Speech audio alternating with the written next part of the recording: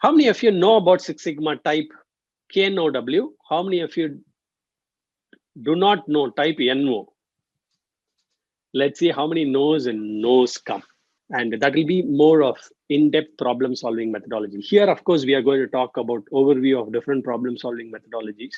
Whereas in Six Sigma, it's more about process. How do you do a process capability study? How do you do, variance analysis of variance, right? We call it as ANOVA, the design of experiment, multivariate charts, use of Minitab for data analysis, all that stuff, okay? Okay, so Six Sigma, I'm basically started with the Six Sigma guy, okay, in Indian Statistical Institute. I have studied there for 14 days. Six Sigma Master Black Belt, Six Sigma Black Belt Master, all that together 14 days here. Okay. Six Sigma is most closely associated with reducing variation, okay, and decreasing the defects and improving the quality. All of us know that. And Lean is a methodology that accelerates the velocity and reduce the cost of any process by removing the waste.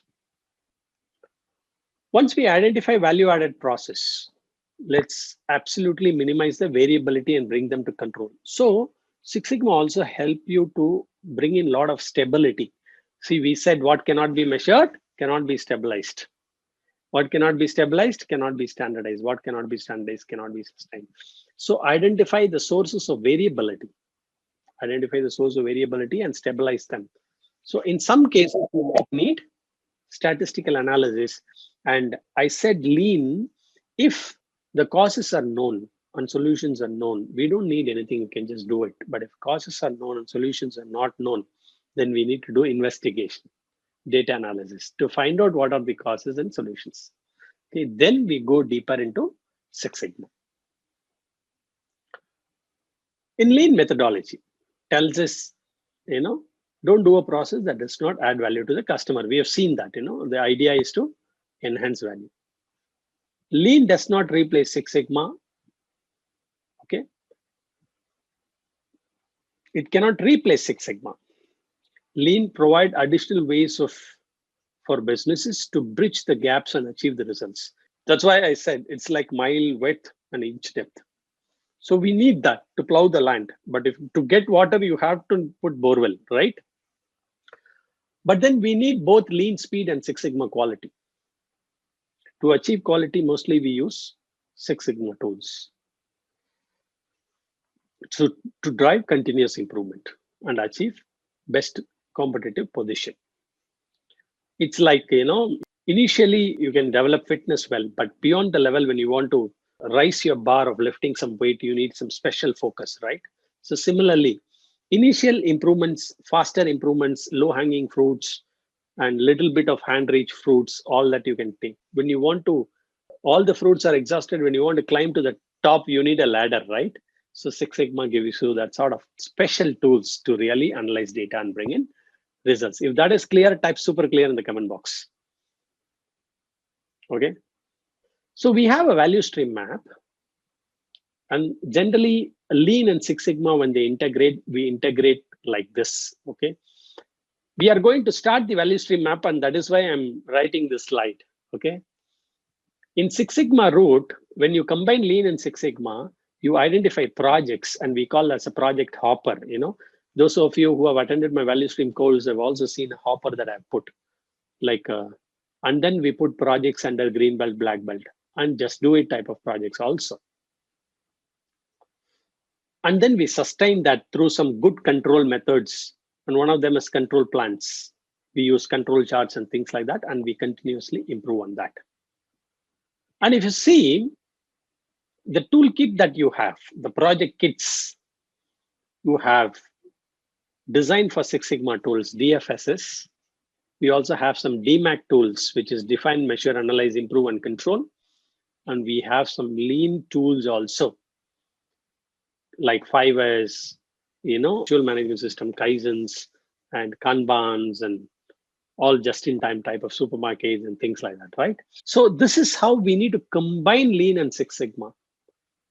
So start with Lean, and then when you want to go into the depth of a process constraint, if you need Six Sigma tools, use the Six Sigma tools. But the whole idea is work on constraint by constraint. So I'm bringing in a theory of constraint concept also. We have also given an example, right? We have also said the strength of the chain is decided by its weakest link. Find out where the weakest link is, because when you see the entire system of, okay, let me just step back, and instead of talking process, which is interconnected, let us talk about a system that is interconnected.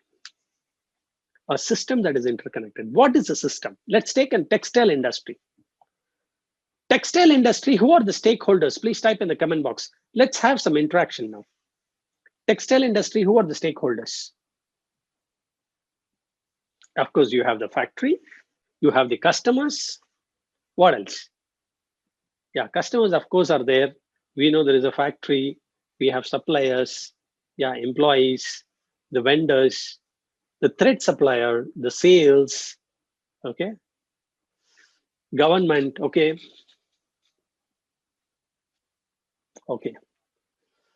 investors, distributors, and retailers. Important or not in textiles? All right, anyway, the point that I'm trying to say is try to put each of them in your mental map on an A4 size stripe to put them, and draw an arrow mark of the relationship, who is dependent on whom and who depends on whom. Like, for example, the retailer is dependent on the distributor, and the retailer depends on the customer. The distributor is dependent on the factory or logistics, and the distributor depends on the retailer to take his products. The logistics depends on the transporter, for example, or you can also say that they are dependent on factory to give the goods, and the factory depends on the distributor to take the goods, and so on and so forth. Can you relate to what I'm saying? Can you draw a mental map on various stakeholders, who depends on whom, who is dependent on whom?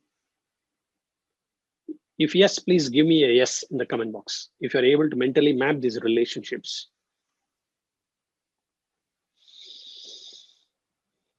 Okay, why am I saying this? How is it related to Lean or Six Sigma, or what we are talking about? I'm talking about a system as a whole, which is interdependent stuff. And even if one is a weak link, your entire system gets affected. How many of you agree with me? Textiles, what happened to textiles when the GST came? I don't know how many of you are aware about it. Just by the introduction of GST, what came, you know?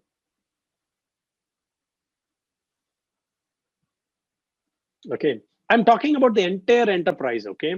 I'm talking about the entire system. I'm not even talking about enterprise VSM, I'm talking about a system.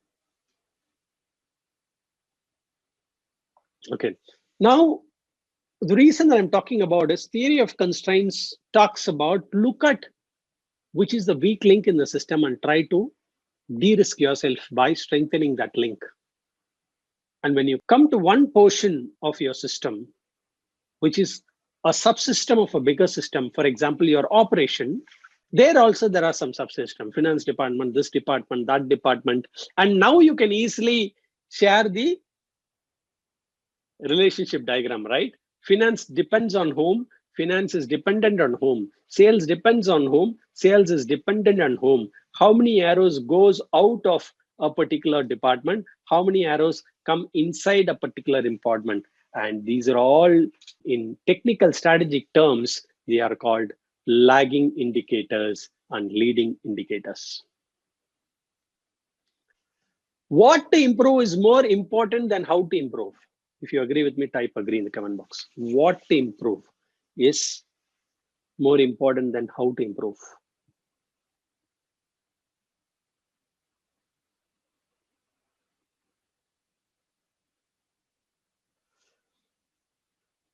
So Dr. Goldratt actually asked 3 questions. What to change?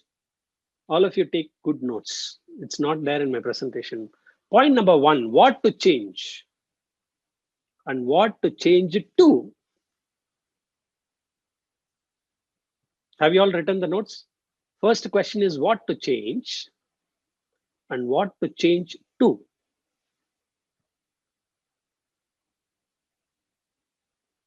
And third point is how to cause that change.